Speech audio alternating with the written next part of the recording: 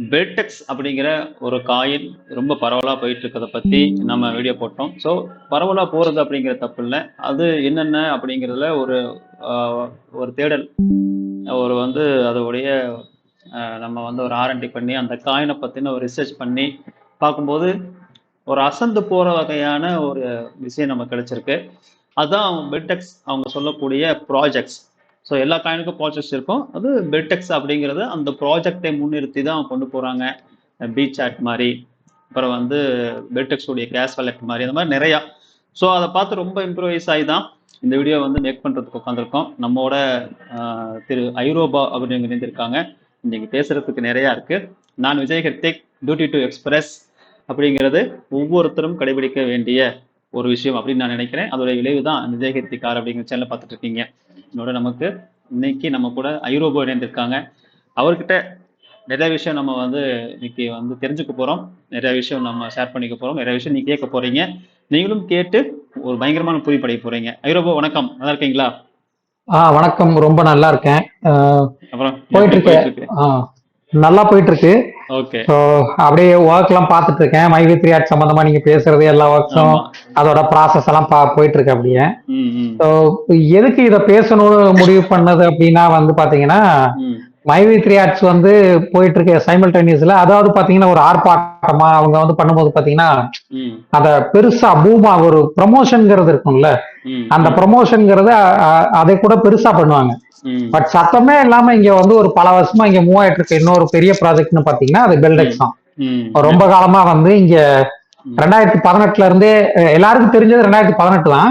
So 2018 இருந்து இங்க அது சத்தம் இல்லாம ஒரு ஊரா நிறைய கவர்மெண்ட் டீச்சர்ஸா இருக்கட்டும், கவர்மெண்ட் வேலைகள்ல இருக்கவங்க நிறைய பேர் அதை இன்வெஸ்ட் பண்ணிருக்காங்க. இன்னும் சொல்ல போனா பெரிய பெரிய இன்வெஸ்ட்மெண்ட்ஸ், அவங்க வீடு கட்டுற இன்வெஸ்ட்மெண்ட்ஸா இருக்கலாம், இல்ல சொந்த சேவிங்ஸ் எல்லாத்தையும் கொண்டு போய் இப்ப இதுக்குள்ள கொண்டு போய் போட்டுட்டு இருக்காங்க. நிறைய பேர் போட்டுட்டு இருக்காங்க. ரீசெண்டா அது சம்பந்தமான மீட்டிங்ஸ் எல்லாம் பார்த்தேன், நடக்கிறத பார்த்து அந்த மீட்டிங் சம்பந்தப்பட்ட இடங்கள்ல போயிட்டு என்ன நடக்குதுன்னு கூட போய் பார்த்துட்டு வந்தோம் போயிட்டு. அப்ப அவங்களோட அந்த கான்பிடன்ஸ் லெவல் இருக்குது இல்ல, அது எப்படின்னா நம்மளே காலி பண்ணிடுவாங்க, காலி பண்ற அளவுக்கு இருக்கும். எப்படின்னா இந்த டெக்னாலஜியை பத்தி டாப் டு பாட்டம் இருக்கிற ஒருத்தர், ஈவன் நான் சொல்றேன், ஒரு பிளாக் செயின் ஒரு கிரிப்டோ கரன்சி சொந்தமா உருவாக்குறவரே போய் நின்னா கூட உனக்கு ஒண்ணும் தெரியாது, நான் சொல்றதை கேளு, நீ படிக்காதவன் அப்படிங்கிற அளவுக்கு ட்ரீட் பண்றாங்க. அந்த அளவுக்கு ஒரு பெரிய அளவுக்கு ஒரு ஆர்கனைஸ்டா போகுது. நான் எதிர்பார்க்கறது என்ன, இப்ப மைவி3 ஆட்ஸ் பத்தி பேசும்போது கூட நம்ம 2000 crores அந்த அளவுக்கு தான் பேசுறாங்க. இது எங்கேயோ போகும்னு நான் எதிர்பார்க்கறேன். எனக்கு தெரிஞ்சு இது இன்னும் அதிகமா போக வாய்ப்பு. எனக்கு தெரிஞ்சு ஒரு 5,000 crore கிராஸ் பண்ணிருக்கோம். நான் கண்டிப்பா கண்டிப்பா கிராஸ் பண்ணிருக்கோம், இப்பயே கிராஸ் பண்ணிருக்கோம். அது நான் ரொம்பவே நம்புறேன். இல்ல, அதை நான் சாலிடாவே நம்புறேன். 5,000 crore தாராளமா கிராஸ் பண்ணிருக்கோம். ஏன் அப்படின்னா இதோட ப்ராசஸ் 2018 கொஞ்சம் கொஞ்சமா இன்னைக்கு 2025 கிட்டத்தட்ட 7 வருஷம் ஆக போகுது. 7 வருஷமா இது ரன் பண்றாங்கன்னா அதோட ஸ்பீடா போக ஆரம்பிச்சது 2020. அந்த கோவிடுக்கு அப்புறமா தான் இதோட மூவ் ஹெவியா இருக்குது. அதோட ப்ரமோஷன் நான் இது எப்ப பேசணும்னு ஒரு ஃபீல் பண்ணதே அப்படின்னா, இவங்க மீட்டிங்ஸ் 2-3 மீட்டிங்ஸ் நான் போய் அட்டன் பண்ணேன். இன்வெஸ்ட் பண்றேன்னு சொல்லியே போய் அட்டன் பண்ணி அங்க என்ன பேசுறாங்க. ஏன்னா ஒரு ப்ராஜெக்ட பத்தி பேசுறதுக்கு முன்னாடி ரிசர்ச் இல்லாம பேசக்கூடாது. ரிசர்ச் பண்ணாம பேசி எதுவும் பண்ணிடக்கூடாதுங்கிறதுக்காக தான் அந்த மீட்டிங்ஸ் எல்லாம் அட்டன் பண்ணி என்ன பண்றாங்க, அவங்க ப்ரமோஷன் எப்படி இருக்குது, அதெல்லாம் எப்படி எல்லாம் அவங்க பேசுறாங்கன்னு சொல்லிட்டு நேர்ல போயிட்டு அந்த மீட்டிங்ஸை பத்தி பார்த்தோம். ஸோ பார்த்துட்டு டிசைட் பண்ணதுக்கு அப்புறமா தான் இதை பத்தி பேசலாம். ஏன்னா இதை பத்தி ரிசர்ச் ஆரம்பத்துல இருந்து பண்ணிக்கிட்டு இருந்தாலும் இவங்க என்ன ப்ராமிஸ் கொடுக்குறாங்கிறது தெரியணும். அதை வச்சுதான் இந்த ப்ராஜெக்ட பத்தி என்ன கான்ட்ராடிக்டா இருக்குன்னு நம்ம பார்க்க முடியுங்கிறதுனால வெயிட் பண்ணி ரொம்ப நாளா இதை அனலைஸ் பண்ணிட்டு இந்த டேட்டாஸோட இப்ப பேசலாம்னு ஆரம்பிச்சது. ஓகேவா? ஸோ அதான் ஆரம்பிக்கலாம் அப்படின்ட்டு அதுவும் பார்த்து பயிரலாம் அப்படின்னு ஆரம்பிச்சது. நம்ம மக்களுக்கு காமிச்சு அவங்களையும் ஒரு பூரிப்படைய வைக்கலாம். ஆமா, ஏன்னா பெல்டெக்ஸுக்கு ஏன்னா நான் லாஸ்ட் அட்டன் பண்ண மீட்டிங்ல என்ன பேசியிருந்தாங்கன்னா, இது உலகை ஆளப்போகும் அடுத்த பிட்காயின். 2007 ஆரம்பிச்ச பிட்காயின் இன்னைக்கு 2007 இந்தியா மணிக்கு ₹1 20 பைசாவுக்கு லான்ச் பண்ண பிட்காயின் இன்னைக்கு 80 லட்சம் 90 லட்சம் ரூபாய்க்கு இருக்கு. அந்த மாதிரி அது சொன்னாங்க 2016ல 60,000 ரூபாய்க்கு இருந்துச்சு, இன்னைக்கு 2025ல 80 லட்சம் ரூபாய் போயிடுச்சு. சோ அந்த அளவுக்கு டெவலப் ஆன பிட்காயின் உண்மைனா பெல்டெக்ஸ் உண்மை, நீங்க அதை நம்பணும் அப்படின்னு சொல்லி ஒரு பயங்கர ஒரு இது. ஒன்னா ஒரு விஷயம் எனக்கு ரொம்ப பிடிச்சது, அங்க போனதுல சாப்பாடு நல்லா கொடுத்தாங்க, பக்கா ஃபுட்டு, நல்ல சாப்பாடு, சாப்பாடு விஷயத்துல குறைய வைக்கல, விழுந்து விழுந்து கவனிக்கிறாங்க. சாப்பிட்டுட்டு இருக்கும்போது இது டேஸ்ட் நல்லா இருக்கும் பாருங்க, நம்ம தட்டிலே எடுக்கலாம் சாப்பிடுவாங்க. அவ்வளவு ஒரு அவ்வளவு ஒரு ஃப்ரெண்ட்லியான குரூப் அவங்க. என்னை யாருன்னு கூட தெரியல, பட் அந்யோன்யமா அவ்வளவு க்ளோஸா இருந்து பண்ணுங்க, நீங்க ஒரு 35,000 இன்வெஸ்ட் பண்ணுங்க, உங்க காசுக்கு நான் கேரண்டி அப்படிங்கிற மாதிரி எல்லாம் பேசி ஹெவியா பண்ணாங்க. அது பயங்கரமா இருந்துச்சு அது. பட் அதான் அதுக்கப்புறம் தான் ஒரு ஆர்வம் வந்துச்சு, ஓகே இதுக்கப்புறம் இந்த சைலன்ஸை பிரேக் பண்ணிடணும். ஏன்னா சைமல்டேனியஸா த்ரீ ஆட்ஸ் மற்ற ஸ்கேம்ஸ் போயிட்டு இருக்க நேரத்துல இதை பேச வேண்டாமே, கொஞ்சம் ஹோல்டு பண்ணுவோம் அப்படின்னு பண்ணோம். பட் ஆனா இது வந்து ரொம்ப கைமீறி போயிட்ட மாதிரி ஃபீல் ஆனோன்னு, சரி இதுல இருக்க சாதக பாதகங்கள், பெல்டெக்ஸ்னா என்ன, இந்த ப்ராஜெக்ட் வந்து உலகே ஆளப்போன்னு சொல்றாங்களா, அதெல்லாம் எப்படி இருக்கும்னு ஒரு சின்ன அனலைஸ் பண்ணிடலான்ட்டு பேச ஆரம்பிச்சதுதான் இப்ப இங்க வந்து நிக்குது. இதுதான் பிளான். ஸோ அதான் பேசணும்னு நினைச்சு ஆரம்பிச்சோம் நம்ம. ஆக்சுவலா உங்களுக்கு அந்த ப்ராஜெக்ட் அவங்க சொல்லக்கூடிய முக்கியமான ப்ராஜெக்ட்ஸ் எல்லாமே முக்கியமான ப்ராஜெக்ட் தான். அந்த ப்ராஜெக்டோடைய என்ன சொல்றது பேஸ், அந்த ப்ராஜெக்ட் இப்போ எவ்வளவு ஸ்ட்ராங்கானது, அதோடைய பேஸ் என்ன, இந்த கம்பெனியோடைய பேஸ் என்ன, ஆர்மன் அப்படிங்கிற அந்த கம்பெனிக்கும் வெல்டெக்ஸ்க்கும் என்ன சம்பந்தம், இதுக்கு முன்னாடி சிசிஜி ஹப்னு இருந்தது, இப்போ ஆர்மன்னா மாறிச்சு இல்லையா, இந்த பெல்டெக்ஸ் அப்படிங்கறதோட பின்னணி என்ன, இது எல்லாமே கொஞ்சம் நம்ம பார்த்தா நல்லா இருக்கும். நம்ம அது பார்க்கலாம். ஓகே, அதுக்கு முன்னாடி ஒரு சின்ன இன்ட்ரோடக்ஷன் கூட வச்சுக்கலாம். என்ன விஷயம் அப்படின்னா, இப்ப கிரிப்டோ கரன்சி இப்ப என்ன விஷயம்னா, நான் போன மீட்டிங்கை வச்சே நான் ரெஃபரன்ஸா வச்சு பேசும்போது தான் கரெக்டா இருக்கும். நான் மீட்டிங்ல போய் அவங்கள்ட்ட கேட்கும்போது இது எப்படி நான் நம்புறேன்னு கேட்கும், பிட்காயினை நீங்க நம்புறீங்களா இல்லையா, கிரிப்டோ கரன்சி உண்மையா பொய்யா, கிரிப்டோ கரன்சி இந்தியா அக்செப்ட் பண்ணிக்கிச்சா இல்லையா, அப்ப அது உண்மைதான். அதாவது எப்படின்னா, ஒரு இதுக்கு மேல போய் என்ன சொன்னாங்கன்னா அந்த மீட்டிங்ல, இவர் யாரு ட்ரம்ப்பே வந்து அவரோட எலெக்ஷன் கேம்பெயின்ல நான் வந்து கிரிப்டோ கரன்சி அக்செப்ட் பண்ணிக்க போறேன், கேம்பெயினுக்கு அக்செப்ட் பண்ண போறேன், அப்ப அவரே ஒரு கிரிப்டோ பிரசிடென்ட், அவரே அக்செப்ட் பண்ணிக்கும் போது நீங்க கிரிப்டோ எப்படி பொய்ன்னு சொல்லுவீங்கன்னு சொல்லி அவங்க பேசுற என்னன்னா, பில்டெக்ஸ் நீ பொய்ன்னு சொன்னா கிரிப்டோவும் பொய்ன்னு சொல்லு அப்படிங்கிற இடத்துல புஷ் பண்ணுவாங்க ஆளுங்களை. சோ புஷ் பண்ண ஆரம்பிச்சாங்க. சோ அதான் நான் கிரிப்டோ கரன்சியோட பேஸ் எப்படி பார்ப்பேன்னா, கிரிப்டோ கரன்சிங்கிறத வந்து நான் கிரிப்டோ கரன்சியோட ஃபீல்டுக்குள்ள இருந்திருக்கேன், பிளாக் செயின்ல இருந்திருக்கேன், ஒர்க் பண்ணியிருக்கேன். இன்னும் சொல்ல போனா நான் கிரிப்டோ கரன்சி வந்து ஓன் கிரிப்டோ கரன்சி சொந்தமா டெவலப் பண்ணி இருந்திருக்கேன்.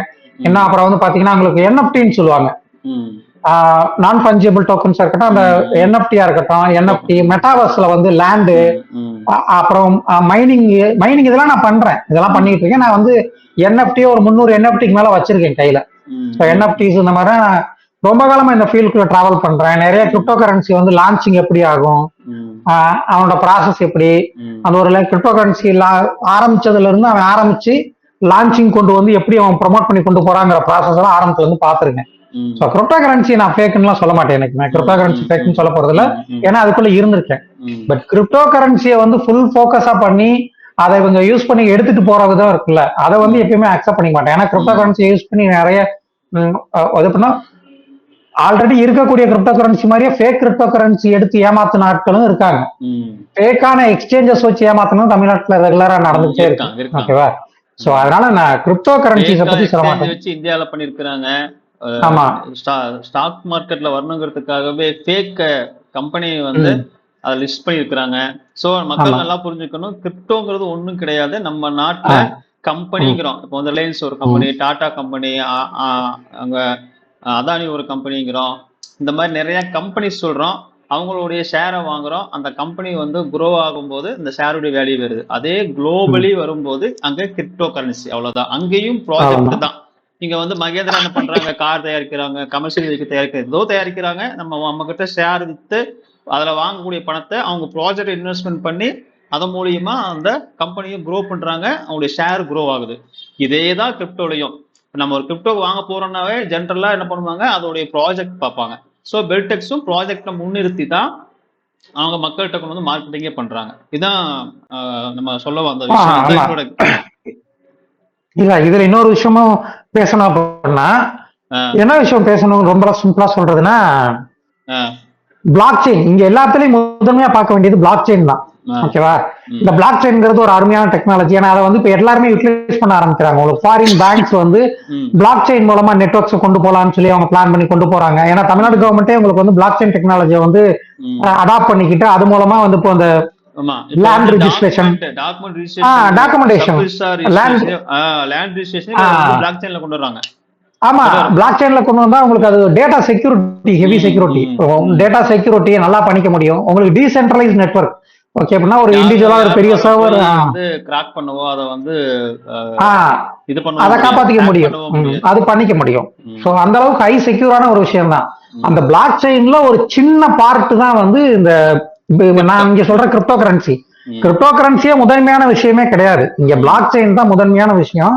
அதுலதான் உங்களுக்கு பிட்காயின், உங்களுக்கு வர்ற கிரிப்டோ கரன்சி வருது, NFT வருது, மெட்டாவர்ஸ் வருது. இன்னைக்கு நிறைய பேர் பாத்தீங்கன்னா வந்து இந்த இறந்து போனவங்களை வந்து ரியாலிட்டியில கொண்டு வர வைக்கிறேன்னு சொல்லிட்டு இந்த இதெல்லாம் போட்டு உங்களுக்கு அந்த கிளாஸஸ் எல்லாம் இது பண்ணி நிறைய கொண்டு வராங்க. அதெல்லாம் மெட்டாவர்ஸ் கான்செப்ட்ல ஆரம்பிச்சதுதான். அதை ஆரம்பிச்சு இப்ப நிறைய பேர் பண்றாங்க. ஓகேவா? இந்த மாதிரி நிறைய விஷயங்கள் பண்ணி இப்ப கூட ரீசெண்டா இப்போ வந்து ஒரு ப்ராஜெக்ட் போயிட்டு இருக்கு. ஸ்பியர்னு ஒரு தியேட்டர் வந்து பாத்தீங்கன்னா உங்களுக்கு ஆகுமெண்டட் ரியாலிட்டின்னு சொல்லுவாங்க. எப்படின்னா இது ஒரு தியேட்டருக்கு மொத்தமே 8 சேர்ஸ் தான் இருக்கும், 8ல இருந்து 9 சேரு. அந்த சேர்ல தான் நீங்க இருப்பீங்க. அந்த மூவி வந்து ஒரு 40 மினிட்ஸ் தான், அதிகபட்சம் அந்த மூவியே 40 மினிட்ஸ் தான் இருக்கும். அந்த மூவில வந்து அந்த மூவி சீன்ஸ்ல நீங்களும் ஒன் ஆஃப் த பர்சனா தான் இருப்பீங்க அந்த மூவில. சோ அந்த மாதிரி தான் டிசைன் பண்ணிருப்பாங்க அந்த மூவி. 40 மினிட்ஸ் நீங்க அந்த ஏஆர் கிளாஸஸ் மாட்டி அந்த சேர்ல உட்காந்து தான் பார்க்கணும். நீங்க ஒரு 40 மினிட்ஸ் அந்த மூவியோட நீங்களும் ஒரு பார்ட்டா இருப்பீங்க. ஒரு டேபிள்ல 3 பேர் பேசுறாங்கன்னா 3 பேரும் நீங்களும் ஒரு ஆள். சோ இந்த மாதிரியான அட்வான்ஸ் டெக்னாலஜி வரைக்கும் போயிட்டு இருக்கு. அதுக்கு தான் இதை யூஸ் பண்றாங்க. அதுல ஒரு சின்ன பார்ட் தான் இந்த கிரிப்டோ கரன்சிங்கிறது. சோ இப்ப எப்படின்னா, இப்ப நான் கிரிப்டோ கரன்சி பத்தி உங்களுக்கு சொல்லணும் அப்படின்னா, கிரிப்டோ கரன்சிங்கிறது எப்படின்னா அது தனியா இருந்து என்னைக்குமே வேலை செய்ய முடியாது. ஒரு ப்ராஜெக்டை பேஸ் பண்ணி தான் வேலை செய்யணும். எக்ஸாம்பிள் சொல்ல போனா அப்படின்னா வந்து பினான்ஸ் உங்களுக்கு தெரியும் நினைக்கிறேன். பினான்ஸ்னு ஒரு எக்ஸ்சேஞ்ச், பெரிய எக்ஸ்சேஞ்ச். அது ஒரு நல்ல ட்ரஸ்ட பில்ட் பண்ணி பெரிய அளவுக்கு வந்து இப்ப வேர்ல்டுலயே கொஞ்சம் ஃபேமஸான எக்ஸ்சேஞ்சா இருக்காங்க. அவங்க வந்து என்ன பண்றாங்கன்னா ஒரு கிரிப்டோ கரன்சி வச்சிருக்காங்க.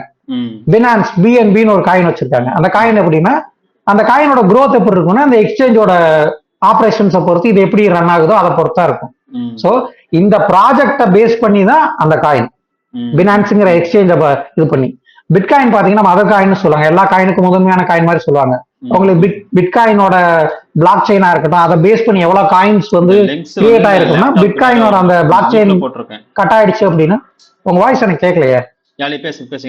Okay okay okay okay okay. So அந்த பிட்காயினோட பிளாக் செயின் கிராஷ் ஆச்சுன்னா அதை பேஸ் பண்ணி இருக்கிற காயின்ஸ் எல்லாம் விழுந்து போயிடும். சோ அப்போ ஒரு ப்ராஜெக்டோட யூஸ் கேஸ வச்சுதான் அந்த காயினோட growth-ஏ இருக்கும். ஓகேவா? அப்படிதான் ரன் ஆகணும். ஒரு ப்ராஜெக்ட் நல்லா போனுச்சுன்னா தான். இப்ப யூகேல ஒரு எக்ஸ்சேஞ்ச் இருக்கு. அந்த எக்ஸ்சேஞ்ச் பாத்தீங்கன்னா அவங்க காயினை ப்ரமோட் பண்றதுக்கு, அந்த எக்ஸ்சேஞ்ச ப்ரமோட் பண்றதுக்கு பெரிய பெரிய ஃபுட்பால் ஈவெண்ட்ஸை வந்து ப்ரமோட் பண்ணாங்க. நிறைய இது வந்து ஸ்பான்சர் பண்ணாங்க. ஒரு காயினை வந்து அவங்க டெவலப் பண்ணும்போது இந்த மாதிரி ஏகப்பட்ட வேலையெல்லாம் செய்வாங்க.